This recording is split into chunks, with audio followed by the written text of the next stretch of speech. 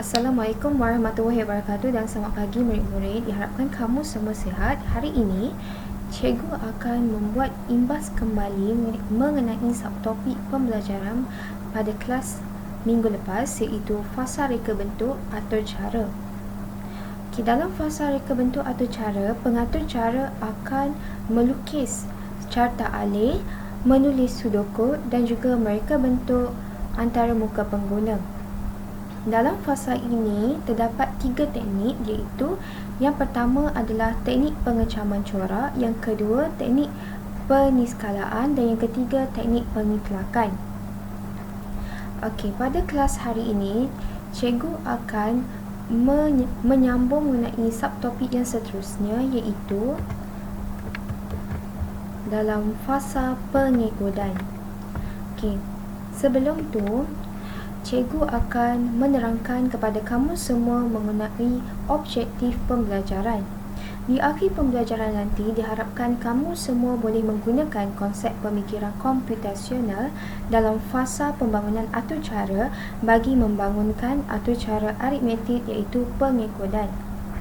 Okey, jadi apakah itu fasa pengikutan?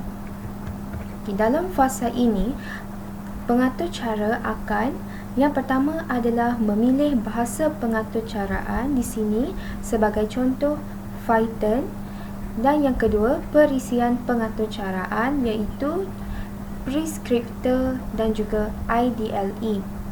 Dan yang ketiga, pengatur cara juga akan mengikut atur cara berdasarkan sudut dan juga carta alih.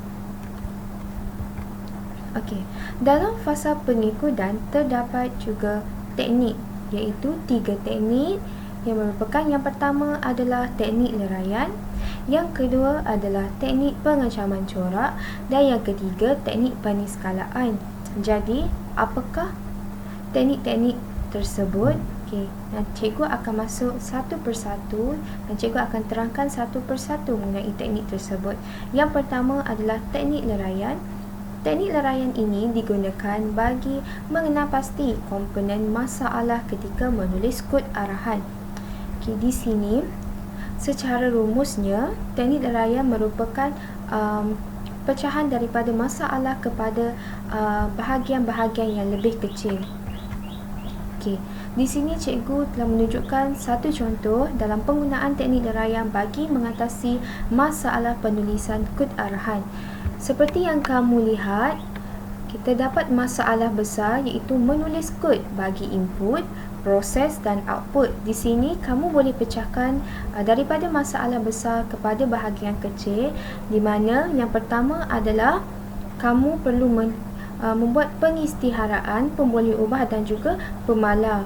Dan yang kedua, kamu boleh pecahkan kepada 3 bahagian lagi, iaitu yang kedua adalah menulis kod input, yang ketiga menulis kod proses dan yang keempat menulis kod output. Okey, teknik yang kedua adalah teknik pengecaman corak. Dalam teknik pengecaman corak ini memberikan penekanan kepada pemboleh ubah bagi input, iaitu panjang dan juga lebar, kerana keduanya mempunyai corak yang sama. Di sini merupakan kata kunci dalam teknik pengecaman corak, iaitu corak yang sama. Okey, nilai pemboleh ubah merupakan corak berbeza kerana pengguna boleh memasukkan sebarang nilai yang ingin diuji bagi mendapatkan luas dan perimeter sebuah padang bola. Okey, di sini pengatur cara ataupun orang yang menghasilkan projek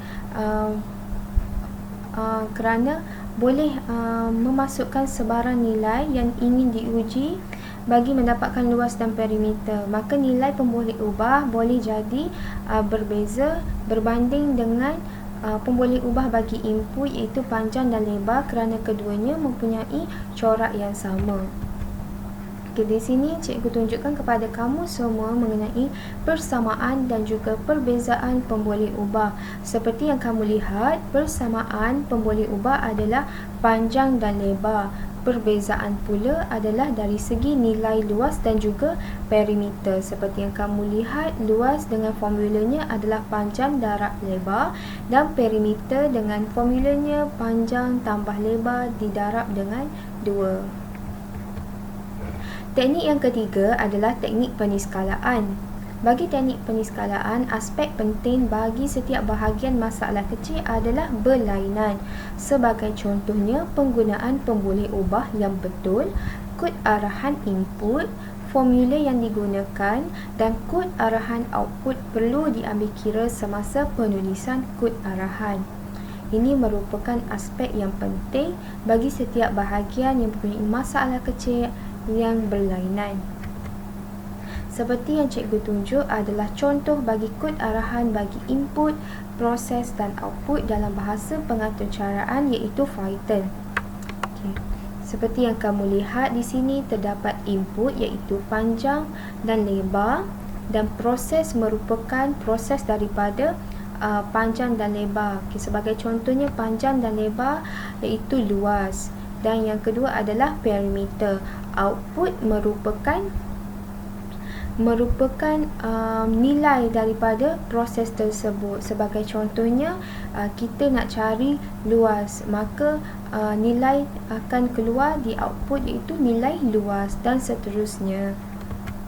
Okey, jadi murid-murid, kita dah berakhir dengan topik pembelajaran pada hari ini iaitu dalam fasa pengekodan. Jadi, apa kaitan dengan kehidupan seharian?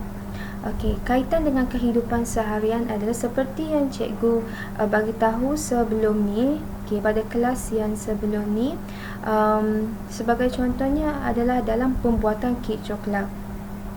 Okey, dalam pembuatan kek coklat, kamu juga boleh mengukur ataupun mengira dari segi bulatan diameternya, iaitu dengan menggunakan formula bagi bulatan iaitu 2 pi r, ataupun jika kamu ingin mengira bentuk bekas pun dengan formula segi 4 tepat pun sama. Okey, itu merupakan kaitan dengan kehidupan seharian iaitu pengiraan dengan formula. Okey, di situ kita boleh lihat terdapat input, proses dan juga output. Okey, baik murid-murid, itu saja kelas pada hari ini. Sekian, terima kasih.